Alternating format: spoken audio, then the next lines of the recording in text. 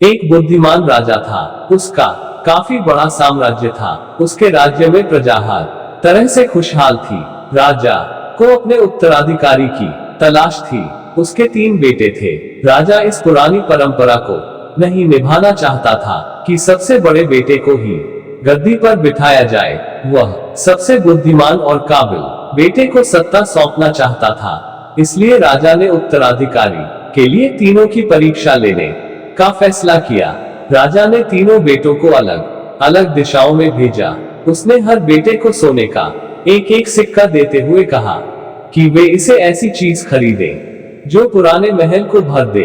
पहले बेटे ने सोचा कि पिता तो सठिया चुके हैं, इस थोड़े से पैसे से इस महल को किसी चीज से कैसे भरा जा सकता है। इसलिए वह एक मैखाने में गया, शराब पी और सारा पैसा खर्च डाला। राजा के दूसरे बेटे ने इससे भी आगे सोचा। वह इस नतीजे पर पहुंचा कि शहर में सबसे सस्ता तो कूड़ा कचरा ही है। इसलिए उसने महल को कचरे से भर दिया।